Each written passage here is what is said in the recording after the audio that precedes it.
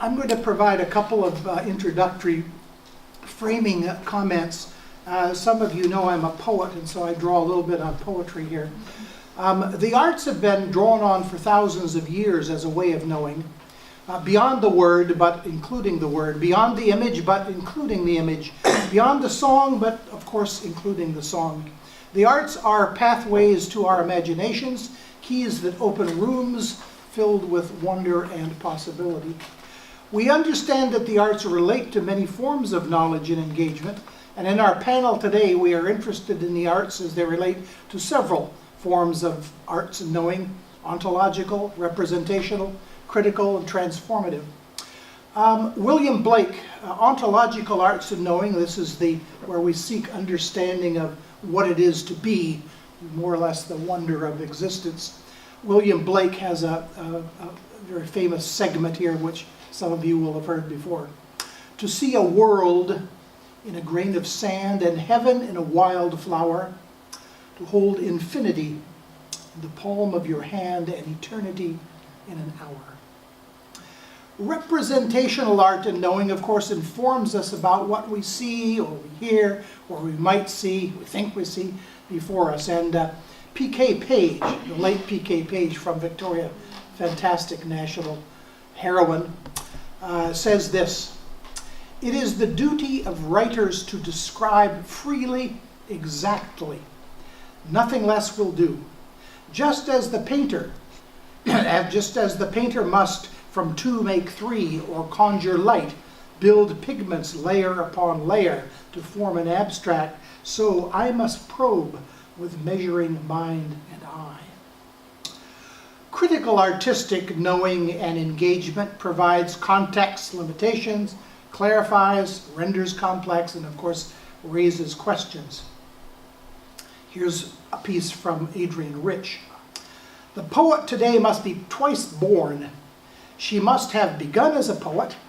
She must have understood the suffering of the world as political, have gone through politics, and on the other side of politics, she must be reborn as a poet." Transformative arts and engagement provide hints of pathways of change and the soft melodies of hope. Again, from the world of poetry comes the voice of Muriel Rukeyser, writing in 1948. "Exchange is creation. In poetry, the exchange, and one could say the arts, the exchange is one of energy. Human energy is transferred, and from the poem or from the work of art, it reaches the reader, the seer, the hearer. Human energy, which is consciousness, the capacity to produce change in existing conditions." So we're going to begin with Carolyn. I thought I would just give a very brief overview of,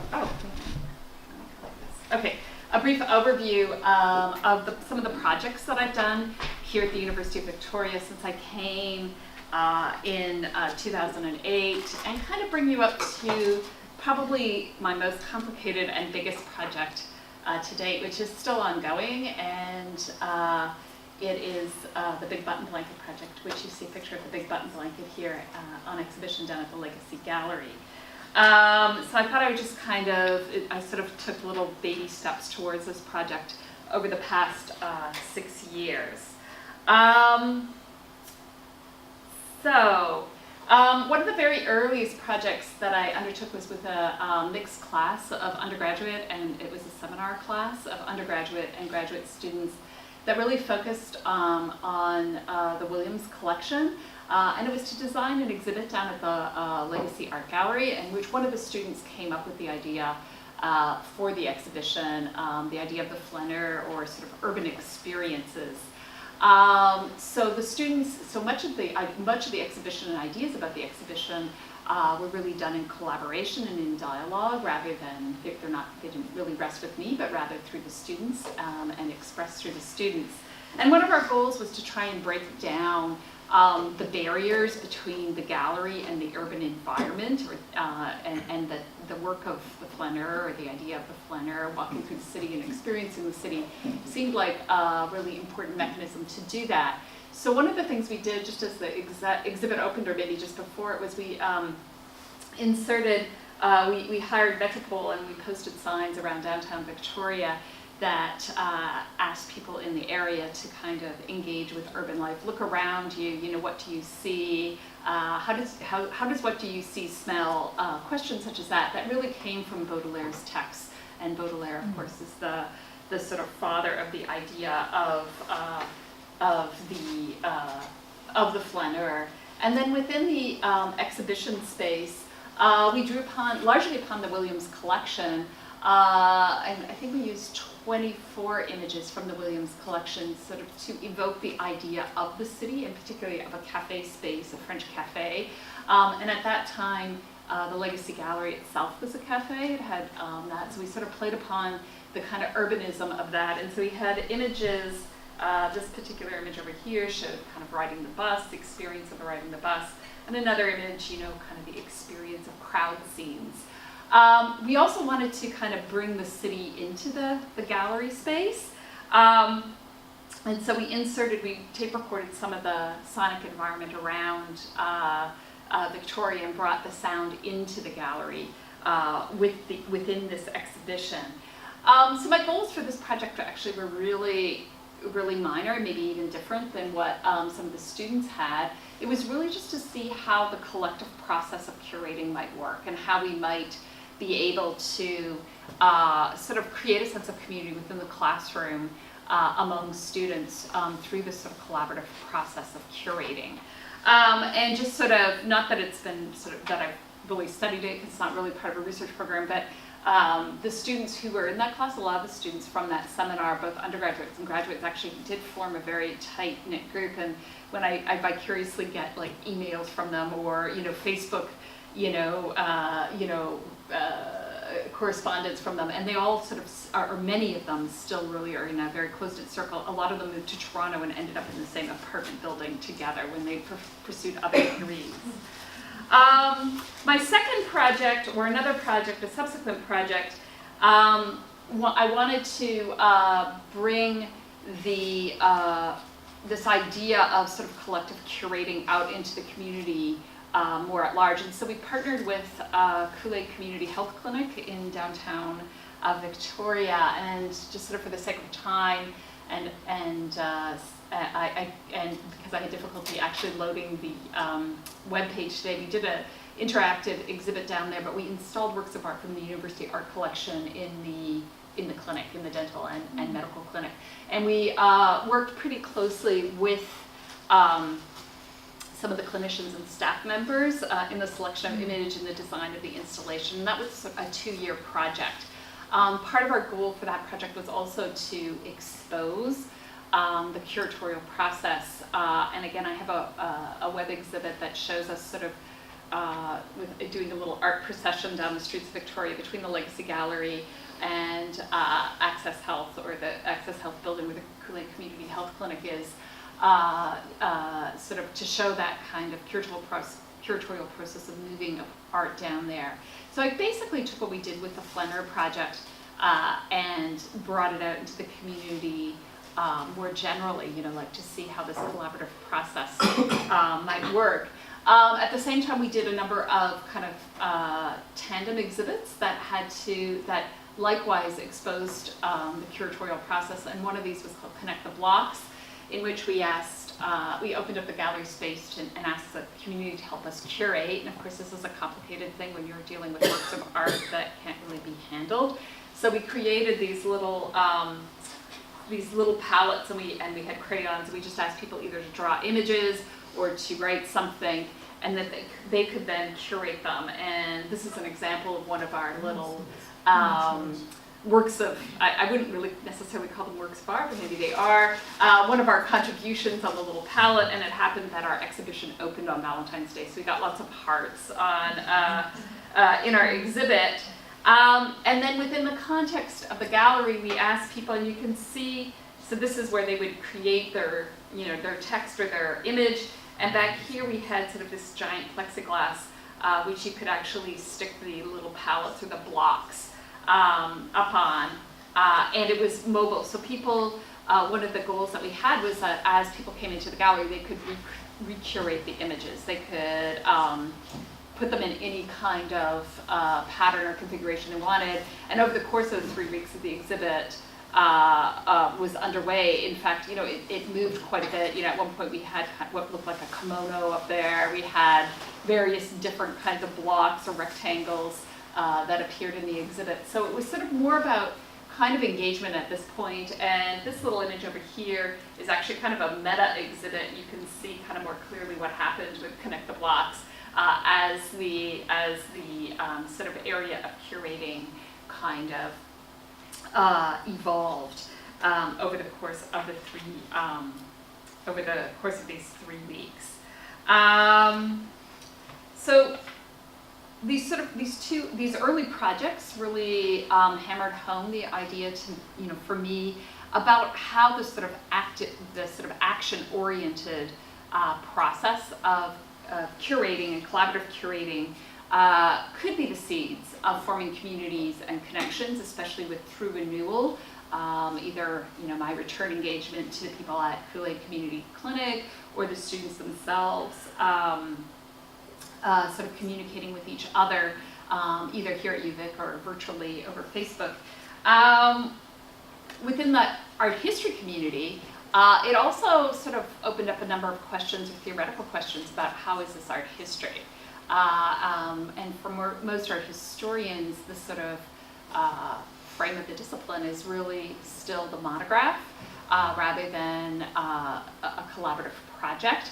And it's still written rather than an object, or actually creating a text, shall we say, as opposed to, say, artists who create works of art. It's still a written document. So, as these projects came to a close, I really had to think very carefully about how these projects fit into the theoretical and historical framework of art history. And I guess about a year and a half ago, I ended up writing a very theoretical paper about the history of collaboration and community-based research within the field of art history. And I really had to, in order to be convincing, turn to the kind of really standard and most canonical figures in art history, which fortunately had in the early 20th century worked in kind of a laboratory environment in Vienna because they were trying to prove themselves as scientists. And so they became very useful instruments for kind of making that argument that, in fact, the work that we were doing here actually fit in a very sort of long and well-revered part of art history, but one that's often overlooked and certainly not validated within kind of standard practices of tenure and promotion, like the published standards within the discipline.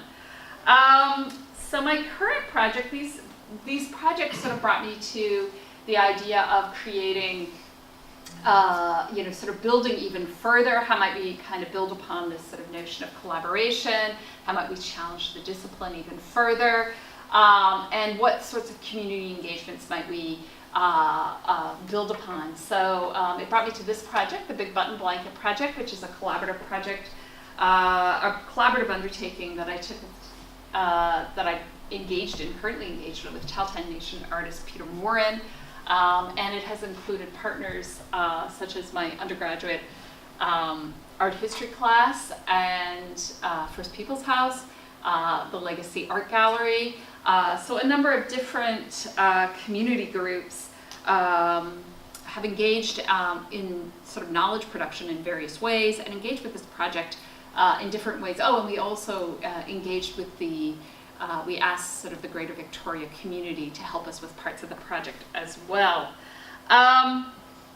In order to make this collaboration happen, this is how we looked 2 times a week. You can see myself in the sort of plaid coat, Peter Morin's in the front, and one of my undergraduate research assistants is on the right-hand side, Sarah Frickman.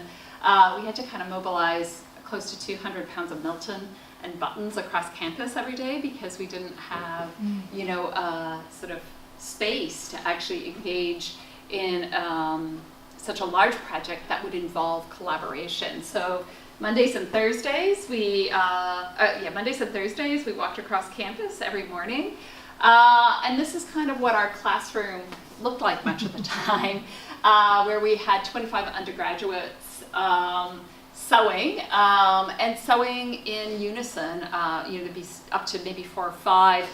The blanket was made actually in different parts. There were 16 panels on the blanket, and so part of the trick of sewing Milton and sewing collaboratively is that the blanket or the pieces of the blanket that you're working on move, and so they had to kind of learn to almost choreograph with each other as they sewed on the blanket. And as they sewed away, there were various guest speakers, or Peter Morin here, talking about button blanket production that took, and here you can see actually the different component panels of the blanket as they were being made. And we also brought in, and one of our goals was to bring in button blanket makers from Vancouver Island to teach us more about blankets and blanket making and their experiences with blanket making.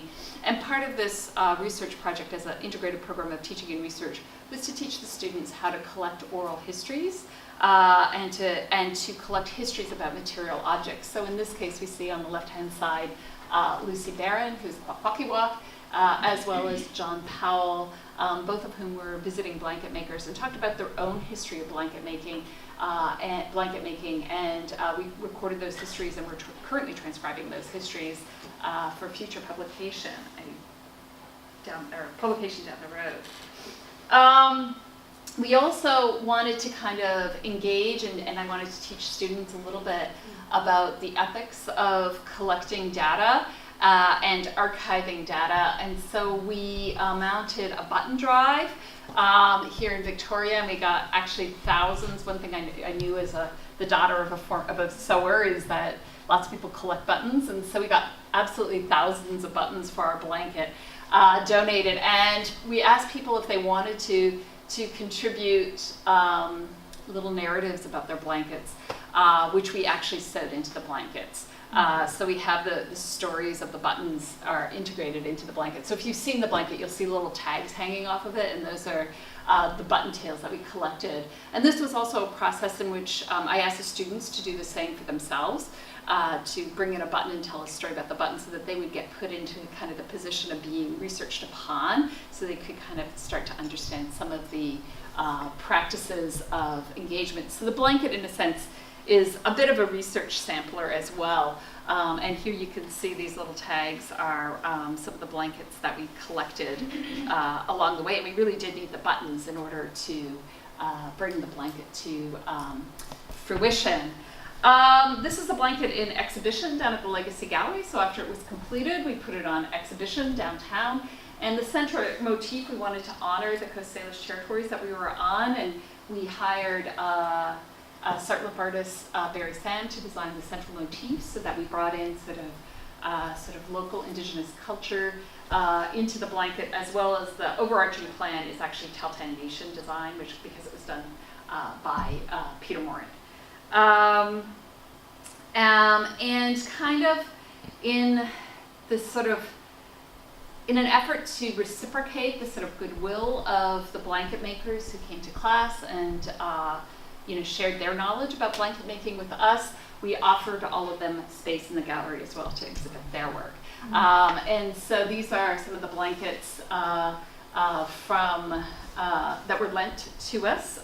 In the back here you can see this is John Powell's blanket, and we also have that would be Maxine Madelpe's blanket in the foreground.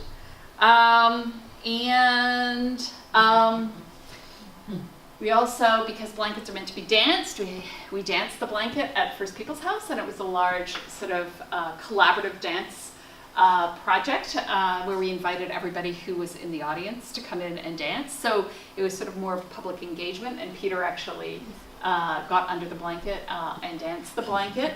So it was very much a community, that was sort of a public engagement. So we worked on different levels of engaging this project. And then finally, Peter Morin and the world-renowned performance artist Rebecca Belmore engaged in a performance piece down at the Legacy Gallery about the button blanket, and if you can see the writing, it says the blanket is alarmed.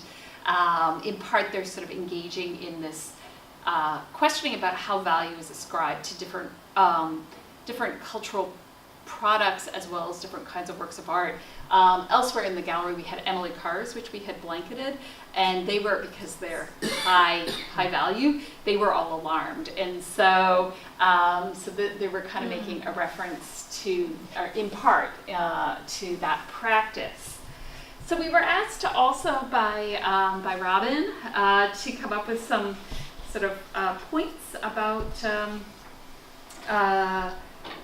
how the Institute might be able to kind of support scholarship, engage scholarship. And I think one thing that I would ask, and I put this comparison up because I come from a discipline that's very humanistic and still sort of very much investion, that it engages with, it's socially produced knowledge, but it's part of that whole continuum of knowledge. And that there's a sort of great need to actually have really flexible kind of teaching spaces, on campus that allow for community-based research and for integrated programs of teaching and research.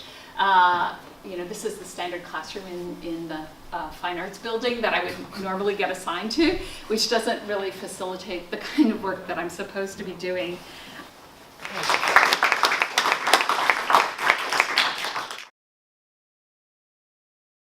What I'd like to do today is to talk to you briefly about an organization that some of you may be aware of called the Pandora Arts Collective.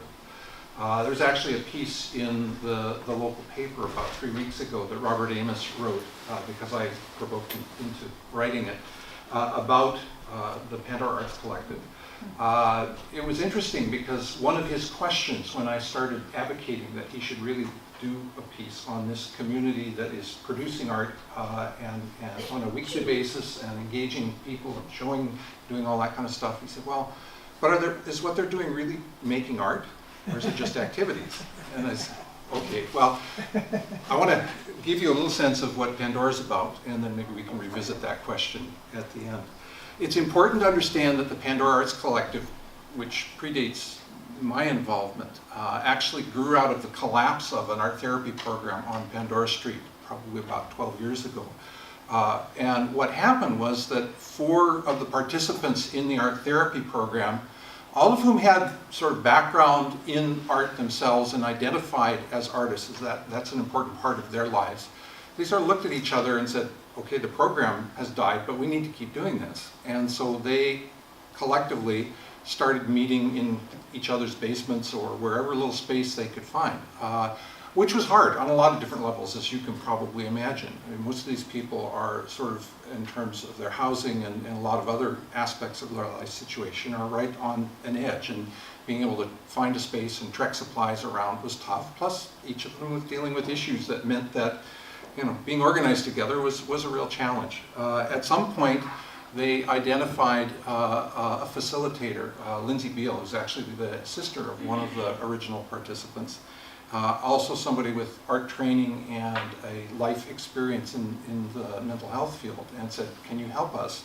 And she approached the Fernwood Community Association, who was able to offer them space. So if you've ever walked out of the Belfry, gone to the theater, walked out of the Belfry, across the street is a little glass window that quite often has art in it.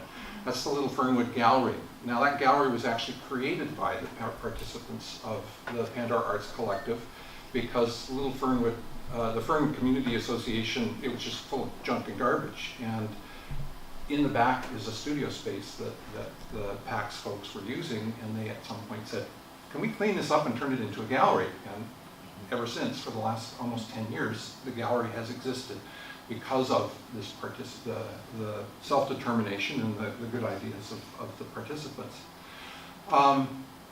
When they originally banded together, they became an arts collective. The idea of a collective, of course, is that everybody kind of negotiates who they are and how they are together. Eventually, they realized money would be helpful in all of this and became a nonprofit.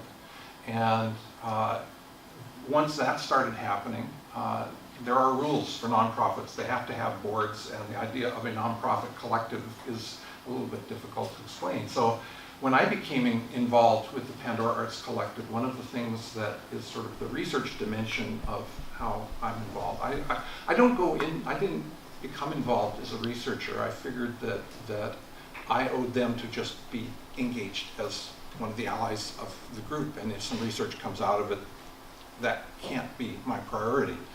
But what I've discovered is that they are dancing a really interesting in-between space. In between the sort of grant money that exists for medicalized opportunities like art therapy, or the Canada Council for people who are trying to push the edges of the art world. They are committed artists as a community, but not in a position to compete with Canada Council. They are people who, by and large, are together because being a part of a safe community where art happens is incredibly helpful, but this isn't art therapy. Nobody's claiming to be an art therapist.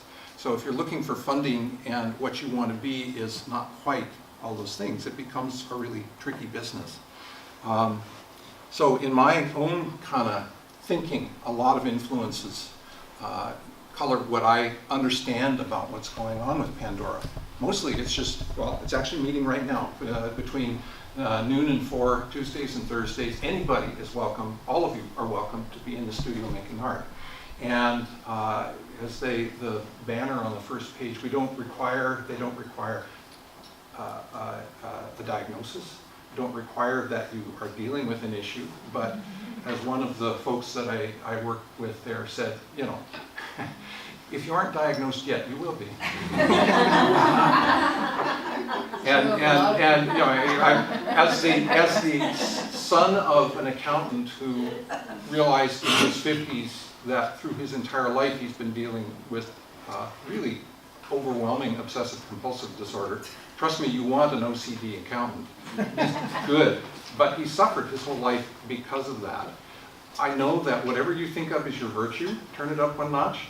And that's where the diagnosis will probably be. But anyway, I digress. Some of the things that I see in this amazing community, the idea of dialogue and relationship. So in the art world, there are people talking about dialogical aesthetics and relational aesthetics. Those are not the same things, although they sound like they could be. The idea of being in community as an art process, being in community as political critique and an art process. Those are things that are powerful. The notion in mental health communities of self-determination, which is in some ways a demedicalization of the business of therapy or of deciding how you need to get well. That is an important part of the whole Pandora Arts experience. As an art educator, I'm really interested in arts-based inquiry, which can mean a lot of different things. One of the things, Charles Gorin, who is the chair of the Fine Arts Department at Penn State and an art educator and a lifelong sort of performance artist, the idea of performance art, and I mean this in the visual art sense, where your body is the medium with which you're making art, as opposed to theatrical performance, which is a little bit different. The idea of studio practice as a way of inquiring into self, but a way of inquiring into community. All of these things are in play when people come into the studio at Pandora and make art. The thing that's key is that it's facilitated. There's always somebody in the room who's got art training and experience in the mental health field, but it's not an instructional environment. You come in and decide what you want to do, and you talk with the people around you, and you sort of look at them, and they show you what they're doing, just like you would in a collaborative studio. You may also talk about what you're going to have for dinner, or you may talk about a clinic that's been really helpful. So there's a very kind of unpressured exchange of information that includes the art making and includes surviving. Another element of this is, how do you make an organization that is as much as possible an artist collective? I think one of the things that's really powerful here with the way the studio works, I'm going to jump ahead a little bit, is that the idea of the Pandora Arts Collective approach, this is something I discovered participating with the group, along with the studio that's happening every day, or twice a week. The governance of the organization is also sort of built around that, that collective idea. By the way that the Constitution is designed, at least half of the board members have to be participants in studio. So odds are, and usually are, people dealing with mental health diagnoses. And at some point, I realized, oh, so the board is actually one of the programs as well. Not only is this sort of a, let's do art side by side and show our work and have the experience of the community embracing our work, which is really important, but let's all get together and learn how to advocate. Let's learn how to write grants. Let's learn how to put on shows during the Fernwood Art Stroll. And then I came to realize and that those of us who were community allies that were on the board, the program was for us too. You know, that we were learning things about ourselves, and you know, there are a few retired CEOs on the board who are finding our board and its approach to supporting each other incredibly therapeutic. So being on a board can actually be therapeutic as well in a strange way. But the whole point of the collective is that through art processes shared together, through a commitment to developing a community that is first of all safe and is whatever sort of art expression you find and you choose, that's nurtured and supported. That is an incredibly powerful kind of self-directed sort of healthy path to follow. 2 minutes, excellent. Okay. So along with the studio practice, the studio experience that happens twice weekly, there's a lot of outreach. So there's 2 group shows, and for some people, showing their work to the community in general in the Little Fernwood Gallery is you know, that's a big step. We host art making events during the Fernwood Art Stroll. So this mobile that you see there was actually produced by 300 or 400 people coming in during the art stroll and each contributing a bit and hanging it on, and that was in the gallery. That idea of destigmatizing mental health issues by having a room full of people and you're not really knowing who are the participants and who are the community members and who are the allies, and it's quite a disarming experience actually, and sort of wonderful. Go to public information sessions and sitting at a table and selling art cards and just talking about the Pandora Arts Collective as a place where each and all of you are invited, and of course welcoming new people into the whole program. Some examples of participants' work. If you want to learn more about PAX, there's a website. I'm going to pass around a stack of cards. These are an invitation to come to the studio, and any of you are invited to participate. If you know somebody that you think would enjoy the opportunity of just sitting down and making art, if you haven't made art in years and years and years and you're afraid, this is the safest place in the entire city to make art. So why don't you take a card or take 2 and pass those around. Just very briefly, I also have a website that features my own artwork and publications, and I just want to draw attention, it's sort of blurry. One of the other projects I'm involved in is trying to put together an anthology of children's research work, arts-based research work, that also includes a comic book that would kind of break down and explain human subjects research, because as an educator, we as researchers land on kids all the time and say, hey, let's collaborate. And yeah, we've already got a plan, right? And so the idea of a comic book that sort of explains what that's all about might sort of open up the possibility of grade 4 or grade 5 saying, now, I'm not sure I like your research question. Let's renegotiate, which I think would be a positive thing. So that's another project. And I'm just about out of time, so I guess we won't get back to what in the world all this stuff might mean. But we can do that in the discussion series, so don't forget any of it. Did I make my 7 to 9 minutes? Well, Close yes, enough? very well. Okay. Thank you very much. You're very welcome. Thank you very much. Thank you. I'm not sure how a boring business guy got programmed in between the artists. So there are not going to be many links there. And I don't have an artistic bone in my body. Oh my goodness. But anyway, what I'm here to tell you about is the latest project that I'm working on, and really the first project, new project that I've started since moving to Canada and to British Columbia. And as Dr. Hall mentioned, my past work is related to interactions between Indigenous communities and corporations. But as I moved here, I wanted to get to know people on the campus who are working with Indigenous or First Nations issues and just find out what's going on in Canada. And it was kind of through that networking that eventually this project that I'm going to tell you about now evolved. So this project is one that's really being pursued at the behest of the Tokwat First Nation. And the Tokwat First Nation is part of the Nuu-chah-nulth First Nations. This is a map of over on the west side of the island. You'll probably recognize Tofino up there. Ucluelet is down here. And this marker is a marker on Makoa, which is the village site of the Tokwat First Nation. And their territory kind of covers this area, kind of around the northwest side of the Barclay Sound. This is the entrance to the village site of Makoa, and these are the welcoming figures there. And I'll just give you a bit of context about the project before I focus more on the relationships that have been developed around the project and how it came about. So the Tokwat First Nation, they're seeking to create a self-sufficient, sustainable economy that'll be there for generations to come.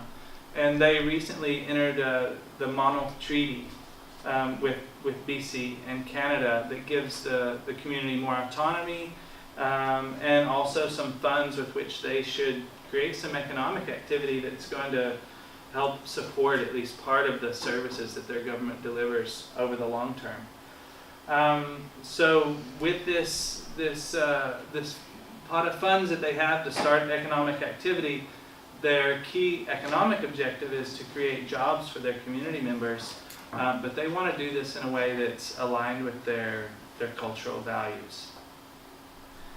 And so the real focus of this research is to develop ways of evaluating and monitoring economic development proposals or activities to measure or to estimate what the socio-cultural impact of these proposals or projects would be. It's fairly clear to estimate whether a business might be profitable or not, but to figure out how that activity might impact on the culture of a community is quite complex, and they've asked if we could help them come up with some ways of kind of systematically evaluating what the socio-cultural impacts of different projects might be. And so that's what we're setting out to do here. But now I'll talk more about the relationships. There are three partners in this project. Obviously the Tokwat Nation, they're the key party here, because this project is really to do something with and for the First Nation. We've got scholars from the University of Victoria, both in business and law, and some visiting scholars from other universities here. A couple of my partners or collaborators on the project back here, Diana Cordova and Astrid Perez, they have specialty in development studies and gender and development issues. And then TriCorp is, as it says there, Tribal Resources Investment Corporation. Basically, they're kind of like a bank that is owned by and run for First Nations communities on the Northwest Coast. And so they have experience in trying to at least take into consideration what the cultural impacts of different proposals would be. And so they've joined to share that experience with the project team. But to talk about the relationships and relationship building here, first of all, I should point out that this project it's barely underway. I feel like it's been underway for a long time because we put together a proposal for a SHIRT Partnership Development Grant during the second half of last year, and that in itself felt like a big collaborative project. But really, we're just beginning. And we just have found out that we were successful in the grant application. So that's great. So it's really now that the work of kind of implementing this project is going to begin. But I want to tell you kind of how we got to this point, at least. Actually, Astrid and Deanna were working in the Center for Community and Collaborative-Based Economy. They were fellows there. I hope I got that right. With another colleague named Johnny Mack, who is a PhD student here in law. He's about to take up a position in law and indigenous governance at UBC. And Johnny is a member of the Toquot First Nation. So based on kind of the interest that Johnny and I both have in terms of how institutions interact with each other, it was suggested I should meet with Johnny and find out what he's doing and just share ideas. And as we did that, Johnny said, well, my First Nation is dealing with how they're going to create this economic activity in their territory after the treaty. Would you be interested in talking to them about something we could do together? So Johnny's a real kind of key connector here between the university and the Toquot community. He is of both of those institutions. And so Johnny arranged for us to meet with the Economic Development Officer of the Toquot Nation, and then later with the Toquot Council. And it was through listening to them and what they were looking for that we basically identified what the kind of the research question is and the focus of the project. And so thus far, we've gone through a process of kind of pulling together a team of people who we think probably have the right skill set to kind of meet this challenge. We've got law, we've got development studies, we've got gender studies, we've got business, we've got a lot of experience working in indigenous communities and with indigenous communities. We've got a former chief of the neighboring First Nations, Judith Sayers, who's also been a chair here of Aboriginal Economic Development, and another professor who's been a board member on some actually organizations like Tricorp, and has worked on Aboriginal economic development issues and projects here in BC over the last 10 years. So we formed this team and have been building relationship primarily with the council of the Toquot First Nation to determine exactly what the project would consist of. So now that we've got the funding to go ahead with it, the next steps are going to be to work with the council on how we'll go about the community engagement process.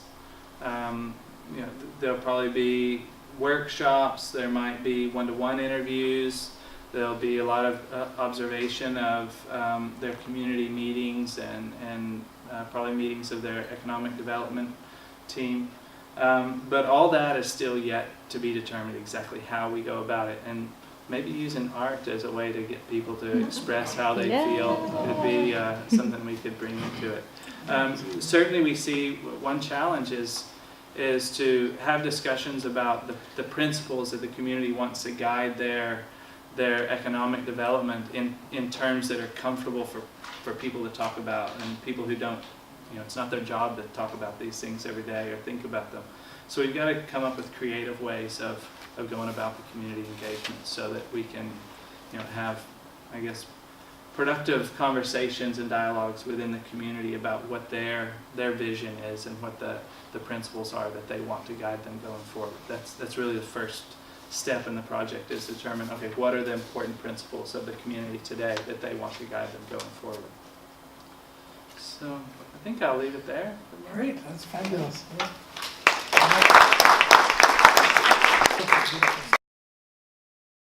Thank you so much for having me today. I feel so important being around all these big professors with short grants and 10 years. It makes me feel important. So thank you very much. And thank you for being here. You could be anywhere in the world. You could be right now snorkeling in Hawaii, but you're not. You chose to come and listen to this, so that makes me feel very special. Thank you so much for making me feel special today. Okay, so I want to talk a little bit about two things. First is the course that that I TA with Bud, the ADM 200, which has a big name, but when my mom asked which course I've been working on, I say it's called Arts and Activism for Social Change. But do you want to talk? A big umbrella of the course, and I just feel like okay. So it was a very cool course.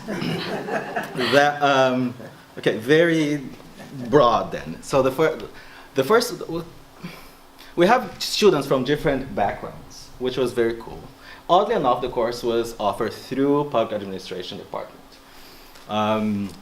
So the first week of the course, we asked the students to go home and have an encounter, and that encounter could be anything.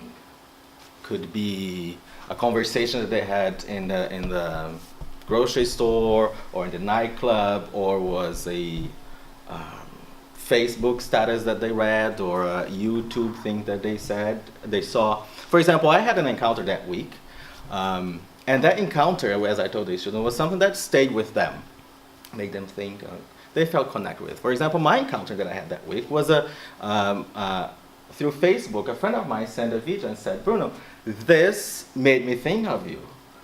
And then when I opened, it was a freaking awesome fashion show, beautiful clothes, beautiful models, but they're all drag queens wearing ginormous high heels and different sizes and colors.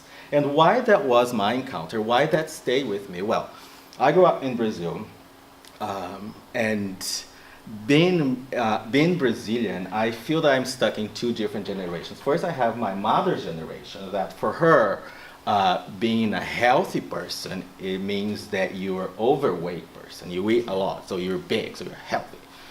But being my age, you're constantly facing with they call you have to be skinny, you have to be this. So I was really pleased to see a fashion show with not girls, but boys, girls, and different sizes and shapes. So that was my encounter. So the next week, we met with the students again, and we sat in a circle, and then everybody told their encounters. I told mine, and together we narrowed those encounters in a theme or just a word that would describe an encounter. For example, my encounter was body image. And so everybody did, and we wrote on the board like what the encounter was. And after that, when you have all the encounters or the themes narrowed down, we start working with around those themes in developing some kind of art intervention or some art piece that would speak to the issue that that emerged during those encounters. It's alive. Stay there. It is an encounter. And meanwhile, you have a lot of theory going on, arts-based theory. Bud gave an amazing talk about globalization. What else you had? Darlene came and talk about arts-based research, social economy, and sports and social change and everything. And you in the course, you know what I'm talking about. And everything spinning around this art, these themes that emerge through the encounters. And last week was the final day of class. We had a big arts festival that showcased all the artwork produced, and all these posters that they don't want to stay on the wall, and this mural was all produced during the course, during the studios that we have throughout the semester. So that's one of the things that I was involved lately, but also I like to pass around Some example. Okay, so that subject it's over. I already had a talk about this. Now I'm changing subject. I want to pass around some this book that I like. It's an example of arts engagement in Latin America. There's a different projects that just show how people get participants and how the projects unfold and all the challenges and stuff, and the advantages of too. And this is just like a photo album of my field work that we did in Brazil in 2012 and 2013. It's just some pictures that I put together, and you're gonna notice that I didn't put many references in the pictures, and I did that on purpose because I want you to come and talk to me and ask questions like, what is this? What is that? What is this picture on this side? So that's ugly. Okay, so I want to pick up in two things that the first speakers said earlier, because everywhere that I go, I'm facing with the questions that they raised. Our first speaker, she said, when you showed, oh, by the way, the little squares, Yeah. I was there, I picked one of them. So when you show the little heart and said, be mine, and I'm gonna just rob your quote here. You said, this may not be art, but maybe it is, right? And our second speaker, he said, in the beginning, he said, this is art making or an activity. And every time that I'm out and about talking and teaching, I'm facing with these questions. What is art? Sometimes it's very blurred like this, but sometimes very obvious. Like last Friday, they asked, so is this art? Yeah. And so that's one of the questions that I want to explore in the last few minutes of this talk. And for that, I have a game to play with you guys. So what I'm going to do is, I'm just going to pass around these cute little cards. Yes.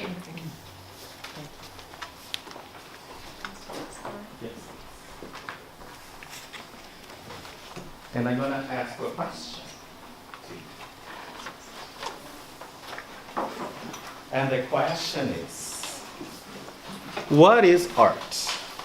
And you don't be afraid. I'm not going to ask you to read it out loud unless I'm not going to point your finger and say, read yours. I'm not going to do that.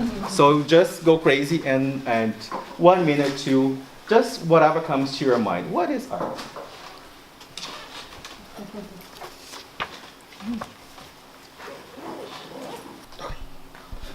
Now you're gonna flip your card, and on the back, you're gonna ask another question. You're gonna answer. What is art for? What is art for? Yes.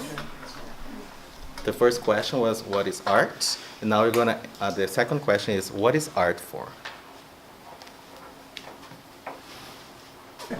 Did you find, is there any for you? It's probably going to be different answers, but which question was harder or easier to answer, the first or the second one? Which one do you think was easier to answer? Second. The second. The second.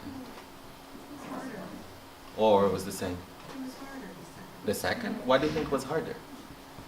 because suddenly you have to think about it being for somebody other than yourself, perhaps. Mm-hmm. And then that's a wider consideration. Mm-hmm. What do you think was easier? Well, because once I answered the first question, the second question for me was apparent. The answer to the second was apparent. It just flowed from the answer to the first question. The answer was very different from the first one. The second one was pretty much the same. Or different? How different? Well, I found that the first question, what is art, is I could come up with a diverse list that might go on for I need till tomorrow to do it, right? Mm-hmm. But what is art for?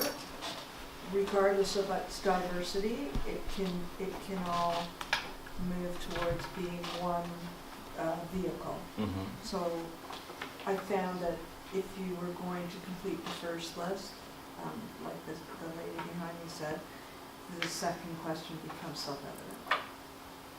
In some ways, you gave us a hint in your biography when you said you think you were a verb. The first question asked for a noun, a thing, and I am uncomfortable turning art into something that I can explain as a thing. The second asks for something that is potentially a verb, much more dynamic.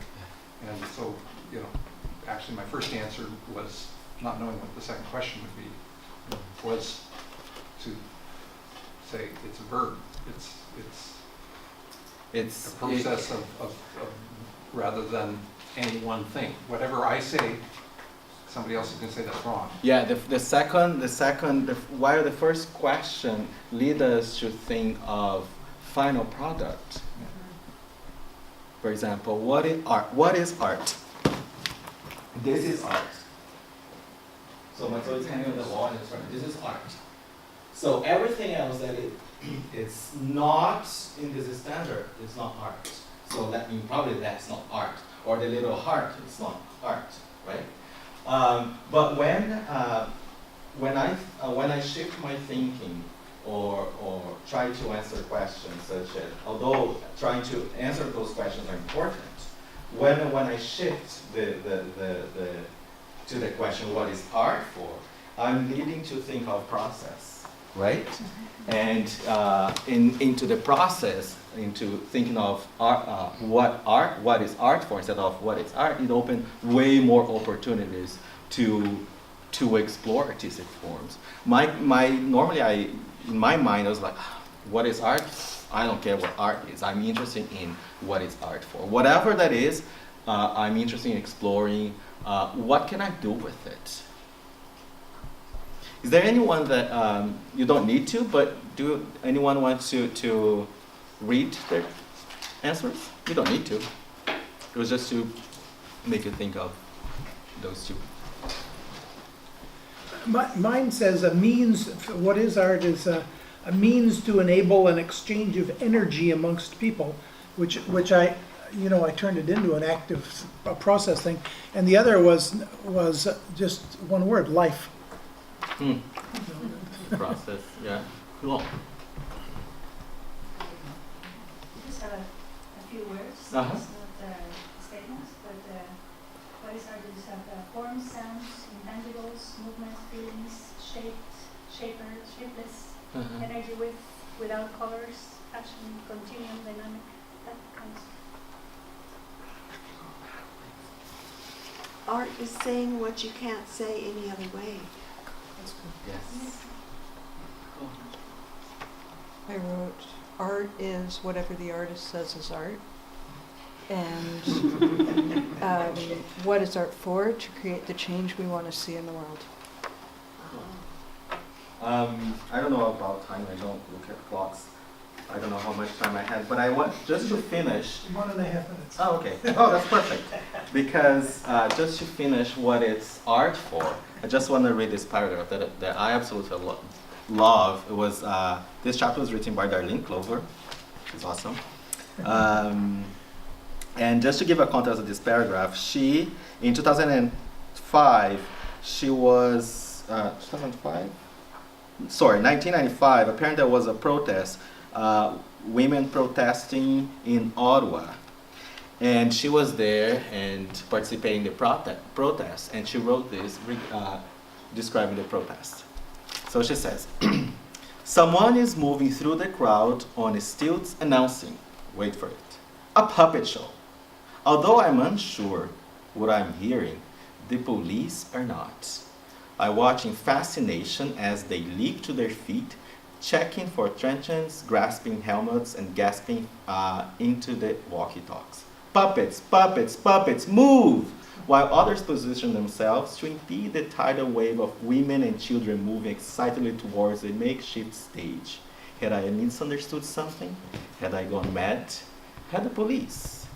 How could a mere puppet show provoke such a violent reaction when banners, shouting, and fist waving could not?